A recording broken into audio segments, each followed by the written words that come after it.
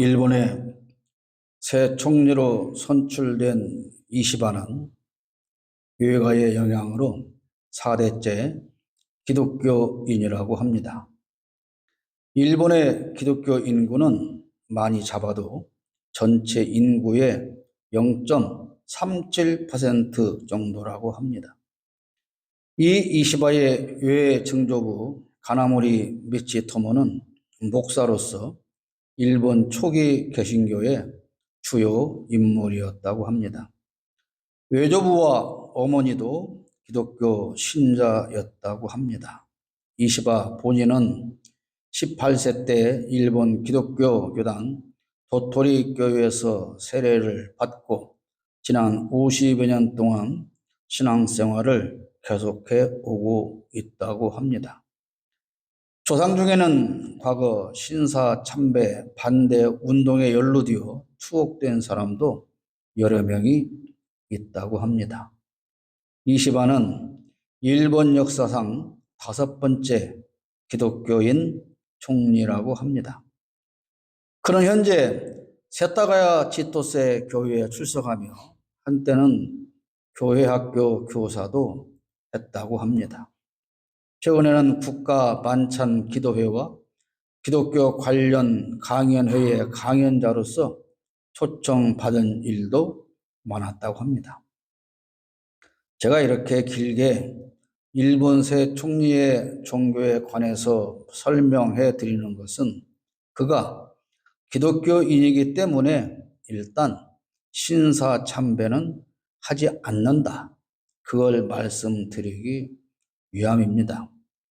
그러나 그가 기독교인이라서 신사 참배를 안 하는 것 말고는 역대 다른 일본 총리들과 크게 다를 게 없다는 사실을 우리는 잊으면 안 됩니다.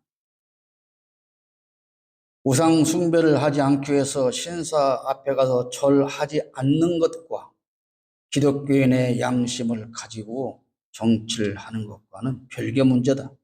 그런 뜻입니다. 요즘 우리 동네에 보라색 옷을 입고 떼지어 몰려다니는 신천지 교인들이 바글바글합니다. 시장 입구에 책상을 펴놓고 앉아서 지나가는 사람들을 붙잡고 성경 공부를 하자며 유혹합니다. 그들이 타고 온 차량으로 공영 주차장은 늘 가득 차서 이용하는 시민의 불편을 초래하고 있습니다. 백해무익한 이단 사이비 신천지가 유독 정체를 드러내놓고 활개치기 시작한 건 윤석열 정권이 시작된 다음부터입니다. 윤석열은 이만희의 신천지 교인들의 몰표를 받았습니다. 신천지 표만 아니었어도 윤석열의 당선은 어려웠을 겁니다. 그러니 윤석열과 김건희 공동 정권에서는 이 신천지 교인들이 한없이 고마울 것 아니겠습니까? 그 힘을 믿고 지금 신천지가 온 세상에 활개치고 다니는 겁니다. 이재명과 이낙연 후보가 경쟁할 때는 이낙연에게로 신천지 표가 몰렸다는 사실을 아는 사람은 다 알고 있습니다. 윤석열 정권이 출연하기 전까지만 해도 신천지는 숨어서 활동을 했습니다. 그런데 이제 아주 유니폼을 맞춰 입고 모든 행사장에 다 출몰합니다. 지난번 군산 시간여행 축제장에도 이들이 때로 몰려 다녔다고 합니다. 신천지의 번성을 막기 위해서 한때 기독교 목사들과 기독교인들이 얼마나 많은 애를 썼습니까? 그런데 정작 두 원수 집단이 기독교와 신천지가 손잡고 함께 윤석열 독재 정권을 만들어내지 않았습니까? 그러니 이제 한국 기독교는 신천지를 비판할 자격조차 없는 겁니다. 지금 한국 교회는 이만희 신천지 일당의 조롱거리가 되고 말았습니다. 그럼에도 저들은 여전히 뒤에서는 암묵적으로 함께 독재 정권을 지켜가는 동지 관계가 되어 있는 겁니다. 원수제가 아닌 기독교와 신천지가 독재 정권을 지켜가는 동지 관계가 되었다. 그런 말입니다. 하나님은 오늘 본문에서 우상을 섬기는 커다란 죄에 대해서 심판을 선언하십니다. 바벨론은 수많은 신을 숭배했으며 그 신들이 승리를 안겨준다고 믿었습니다.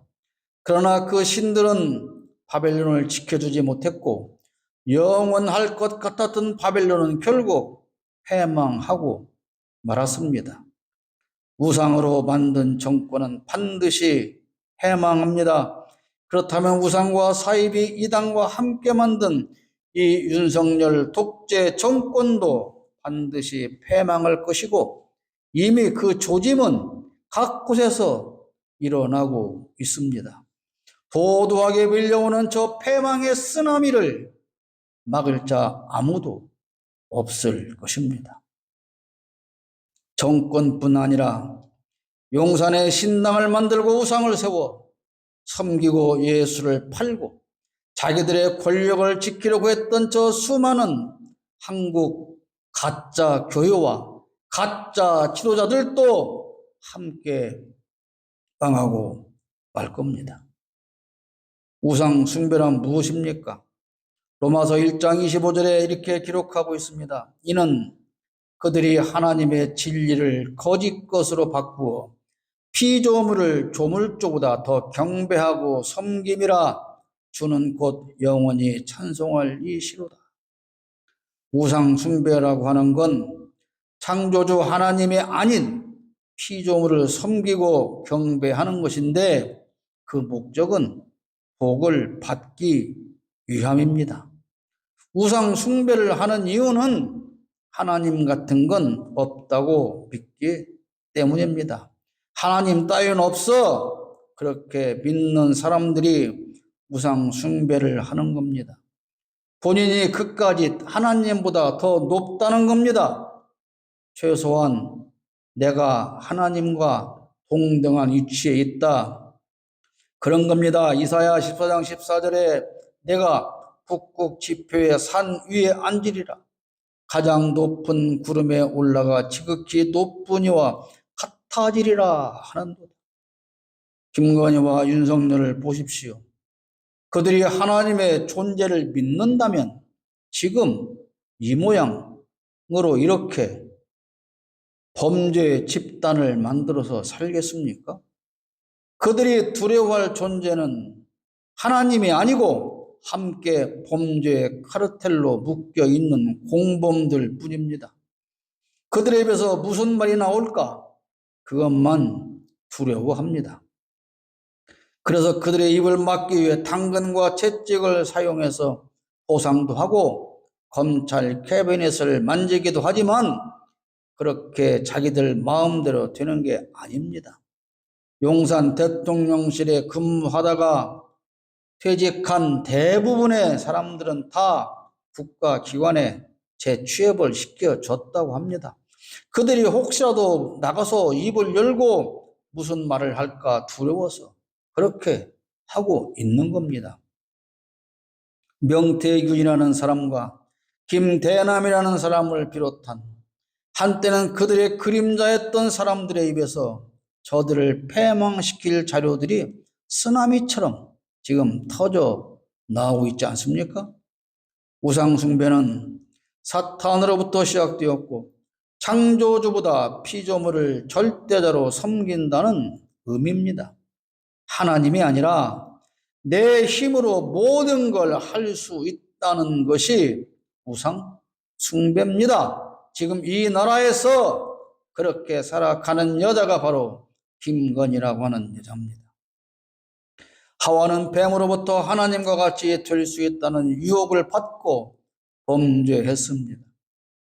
무엇이든 하나님의 자리에 대신 올려놓을 수 있다면 그것이 우상 숭배입니다. 지금 한국 대부분의 많은 기독교와 목회자들이 하나님이 있어야 할 그 자리에 지가 서 있습니다. 하나님이 있어야 할 자리에 김건희, 윤석열이라고 하는 우상을 만들어 놓고 그 권력 앞에 무릎을 꿇고 섬기고 있는 겁니다. 우리가 하나님을 믿고 섬기는 건 오직 하나님만이 하실 수 있다는 믿음 때문입니다. 나 혼자만을 위해서 사는 것이 우상 숭배입니다. 내 영광을 위해서 나의 목표를 이루기 위해서라면 누구라도 짓밟고 무시하는 것이 우상 숭배자들의 특징입니다. 이들에게는 자비도 없습니다. 긍휼도 없습니다. 용서도 없습니다. 이렇게 말씀드리면 또 당장 또 오르는 사람들이 있지 않습니까? 우상은 사람을 어리석게 만든다고 18절에 말씀합니다. 새긴 우상은 그 새겨 만든 자에게 무엇이 유익하겠느냐? 부어 만든 우상은 거짓 스승이라 만든 자가 이 말하지 못하는 우상을 의지하니 무엇이 유익하겠느냐? 우상 숭배는 사람을 어리석게 만듭니다. 나무와 돌과 금속으로 만든 이 비생명체는 우리에게 아무것도 해줄 게 없습니다. 해줄 능력이 없습니다. 그것을 모르고 숭배하며 살고 있으니 어리석은 겁니다. 그들은 죽은 나무에게 가서 깨어나라고 하고 지들이 쌓아놓은 돌무더기 앞에 가서 일어나 나를 도우라고 합니다. 간신배들과 일부 기독교를 비롯한 종교인들까지 용산을 섬기며 깨어 일어나 자기들에게 필요한 것들을 달라고 엎드려 섬기지만 저들이 줄 것은 아무것도 없습니다. 김건희와 윤석열이 해줄 게 없고 이만희가 줄 수 있는 건 아무것도 없고 오히려 그를 섬기는 영혼을 죽이는 것 뿐입니다. 저들은 재산을 뺏고 가정을 파괴하고 영혼마저 죽게 만듭니다. 우상을 숭배하는 어리석은 자들은 하나님이 어디 있느냐? 있으면 보여달라. 그렇게 말합니다. 시편 115편 1절 이하의 여호와의 영광을 우리에게 돌리지 마옵소서. 우리에게 돌리지 마옵소서. 오직 주는 인자하시고 진실하심으로 주의 이름에만 영광을 돌리소서. 어찌하여 문 나라가 그들의 하나님이 이제 어디 있느냐 말하게 하리이까. 바벨론과 이방인들은 예루살렘에 와서 이렇게 말했습니다. 너희는 하나님을 믿는다며? 너희는 하나님을 믿는다고 말하는데 너희가 사는 이 예루살렘에 왜 하나님이 안 보이는 거야? 그렇게 말한다는 거예요. 그리스가 번창하던 시기에 그들의 수도 아테네에는 시민의 숫자보다 더 많은 신들이 있었다고 하지 않습니까? 그때 만들어진 신상의 일부는 지금도 유적이라고 하는 이름으로 남아 있습니다. 그렇게 모든 신은 다 형상으로 보이는데 왜 하나님은 안 보이느냐? 그러니까 하나님이 없는 것 아니냐? 그렇게 조롱하고 있다는 겁니다. 그래서 이스라엘 백성들도 광야에서 시내산 아래에서 모세를 기다리다가 금 송아지를 만든 것입니다. 왜 하나님은 안 보여? 이렇게 하나님이 보여야지. 그렇게 해서 자기들이 우상을 만들어 놓고 그 앞에 가서 절하는 거죠. 오늘 많은 사람들도 우리에게 그렇게 말합니다. 하나님이 있긴 어디 있어? 하나님을 보여줘봐. 그럼 믿을게. 눈에 보이는데 안 믿을 사람이 어디 있습니까? 그러나 시편 기자는 그들에게 이렇게 말씀하십니다. 115편 3절에 오직 우리 하나님은 하늘에 계셔서 원하시는 모든 것을 행하셨나이다. 눈에 보여야만 믿을 수 있다면 우리가 믿을 수 있는 게 몇 가지나 되겠습니까? 우리가 알고 있는 세계의 그 많은 나라의 존재를 우리가 가봐서 눈으로 봐서 아는 겁니까? 증조부, 고조부를 비롯한 우리의 선조들을 우리가 눈으로 보아서 아는 건 아니지 않습니까? 우상 숭배자들은 이렇게 어리석은 사람입니다. 그들이 섬기는 모든 우상은 다 만들 수 있지만 오직 하나님은 만들 수 없어요. 여호와 하나님은 스스로 계시는 분입니다. 그러나 모든 우상은 사람의 손으로 만들어진 생명이 없는 존재일 뿐입니다. 물건일 뿐입니다. 시편 115편 5절 이하에 봅니다. 입이 있어도 말하지 못하며, 눈이 있어도 보지 못하며, 귀가 있어도 듣지 못하며, 코가 있어도 냄새 맡지 못하며, 손이 있어도 만지지 못하며, 발이 있어도 걷지 못하며, 목구멍이 있어도 작은 소리조차 내지 못하느니라. 무엇이 그렇다고요? 우상이 그렇다 그 말입니다. 이런 우상이 우리에게 해줄 수 있는 건 아무것도 없습니다. 우상을 숭배하는 자들은 자기들이 섬기는 그 우상과 같이 그저 어리석은 존재일 뿐입니다. 시편 115편 8절 말씀을 이어서 봅니다. 우상들을 만드는 자들과 그것을 의지하는 자들이 다 그와 같으리로다. 우상을 만들고 섬기는 자들은 그 영혼이 다 죽어서 하나님의 영광에 참여할 수 없습니다. 살아계신 하나님을 섬기면 하나님을 닮는 것이고, 죽은 우상을 섬기면 죽은 우상을 닮는 겁니다. 신앙인의 목표는 하나님을 닮아가는 겁니다. 오늘 우리는 그러면 어떤 우상을 숭배하고 있을까요? 기독교인들은 우상을 만들거나 절하며 섬기지 않습니다. 그렇다면 과연 우리는 우상 숭배의 죄를 짓지 않는 것일까요? 사람을 우상으로 삼는다고 고린도전서 1장 12절에 말씀하고 있어요. 내가 이것을 말하거니와 너희가 가까이 이르되 나는 바울에게, 나는 아볼로에게, 나는 게바에게, 나는 그리스도에게 속한 자라 한다는 것이니, 죽은 조상에게 절하지 않고 빈소에서도 절하지 않고 산소에서도 절하지 않지만 많은 신앙인들이 유명한 목사를 우상으로 삼고 섬기고 있지 않습니까? 오정현을, 김삼환을, 이영훈을, 기타 등등 그 유명한 목사들을 예수가 앉아야 할 그 자리에 올려놓고 하나님이 계셔야 할 그 자리에 목사들을 올려놓고 숭배하고 있지 않습니까? 나름 유명한 목사들은 마치 유명 연예인이라도 되는 것처럼 팬을 몰고 다닙니다. 일부 신앙인은 유명한 목사를 섬기는 일에 최선을 다하며 그것이 하나님을 섬기는 것으로 착각하기도 합니다. 일부 목사는 자기 교회 안에서 이미 교주나 우상처럼 숭배의 대상이 되어버리는 경우가 너무나도 많습니다. 일부 사람은 권력자를 우상으로 삼고 숭배합니다. 이런 일은 지금 현재 우리나라에서도 심각하게 진행되고 있습니다. 옳고 그름의 판단조차 하지 않고 그저 힘 있는 자의 발 아래 엎드려서 충성을 맹세하며 그들이 던져주는 빵 부스러기를 주워 먹고 삽니다. 여러분, 한국 교회가 제일로 하지 말아야 할 것이 국가 조찬 기도회라고 하는 겁니다.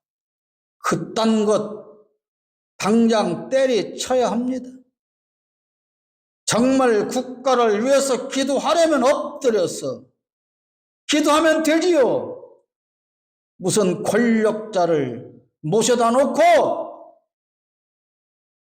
그에게 충성 맹세하는 이런 것들을 조찬 기도회라고 하는 이름으로 목사들이 앞장서서 인간을 우상의 자리에 올려놓고 섬기는 것이 바로 조찬 기도회라고 하는 겁니다. 무슨 아침을 처먹으면서 기도회를 한단 말입니다. 권력자들에게 아부하며 같이 아침밥 처먹기 위해서 만들어 놓고 그것이 마치 국가를 위하는 것처럼 하는 이런 가짜들을 하나님은 반드시 심판하실 겁니다. 하나님의 종이라는 자들이, 목회자라는 자들이 우상을 숭배하는 그런 권력자들에게 충성을 맹세하며 그들이 던져주는 빵 부스러기를 주어 먹기에 급급하다면 그런 교회는, 그런 목회자는 존재해야 할 이유가 전혀 없는 겁니다. 제가 요즘 설교도 하고 유튜브 방송에서 독재 권력을 비판하고 있지 않습니까? 이제 저도 점점 셀럽이 되어 가는 것 같습니다. 가끔 어떤 사람들이 찾아와서 그들 나름대로는 정말 안타까운 마음으로 댓글을 답니다. 문재인과 이재명은 사탄의 앞잡이인데 왜 그들을 옹호하느냐? 그렇게 댓글을 답니다. 정신 차리라고 합니다. 윤석열을 비판하면서 어떻게 설교하고 성경을 가르치냐? 그렇게 댓글을 답니다. 정치를 한 번도 안 해본 윤석열이 대통령이 됐으면 예수 믿는 사람들이 정치를 잘하도록 도와줘야지 단에 가자란 말이 무슨 말이냐? 이렇게 댓글을 답니다. 정치 안 해본 놈이 대통령 돼서 3년 동안이나 나라를 말아 처먹고 있는데 무엇을 도와주란 말입니까? 그게 기독교 정신입니까? 그게 예수 정신입니까? 저는 김건희와 윤석열을 비롯한 부도덕한 독재 권력자를 비판하는 것이지 문재인과 이재명을 숭배하거나 찬양한 적이 없습니다. 어떠한 정치인도 우리가 숭배할 대상은 아닌 겁니다. 우리가 맡긴 권력을 잘 사용할 사람을 지지하는 것이고 그렇지 못한 정치인은 당연히 비판하고 더구나 독재 권력자와는 싸워야 하는 것입니다. 정치인은 숭배의 대상자가 아닙니다. 정치인을 숭배한다면 그것도 우상 숭배와 다르지 않은 겁니다. 독재 권력에 기생하고 그를 우상으로 섬기는 자들이 오히려 정상적인 기독교인을 비난하는 건 참 어이없는 일입니다. 자기 몸을 우상으로 삼는 사람들이 있다고 로마서 16장 18절에 말씀합니다. 이 같은 자들은 우리 주 그리스도를 섬기지 아니하고 다만 자기들의 배만 섬기나니 교활한 말과 아첨하는 말로 순진한 자들의 마음을 미혹하느니라. 신앙인들이 자신의 쾌락과 몸을 즐겁게 하는 일에 몰두하고 있습니다. 지나친 운동과 취미생활, 게임 등에 몰두하면 그 자체가 곧 우상 숭배하는 것이다. 그런 말입니다. 그 어떤 것이라도 취미생활이든 특기생활이든 거기에 내 정신을 뺏기고 살아간다면 그것은 우상 숭배하는 겁니다. 지나치게 자기를 사랑하는 건 말세의 징조라고 디모데후서 3장 1절 이하에 길게 설명하고 있어요. 자기를 사랑하며 돈을 사랑하며 자랑하며 교만하며 비방하며 부모를 거역하며 감사하지 아니하며 거룩하지 아니하며 무정하며 원통함을 풀지 아니하며 무함하며 절제하지 못하며 사나우며 선한 것을 좋아하지 아니하며 배신하며 조급하며 자만하며 쾌락을 사랑하기를 하나님 사랑하는 것보다 더 한다. 어떻습니까? 지금 이 시대에 많은 사람들이 딱 이렇게 살고 있지 않습니까? 쾌락, 탐심, 교만, 착취 등 이런 모든 게 다 우상 숭배하는 것과 같은 겁니다. 단지 형상을 만들거나 만들어진 형상 앞에 가서 절하지 않는다고, 죽은 부모의 시신 앞에서조차 절하지 않는다고 우상 숭배를 하지 않는 게 아니다, 그런 말입니다. 오늘 우리는 조상신을 섬기지 않고 빈소에 절하지도 않습니다. 부모 산수에서도 절하지 않는다며 우상 숭배는 절대 안 된다고 말합니다. 그러나 우리는 권력 앞에 절하고 머리 숙여 섬기고 있습니다. 온갖 이단 사이비들과 함께 용산에 신당을 짓고 김건희, 윤석열 독재자를 우상으로 섬기며 숭배하고 있지 않습니까? 권력자를, 유명한 목사를, 돈과 모든 재물을 섬기는 건 멸망받을 우상 숭배라고 하는 사실을 모두가 명심해야 합니다.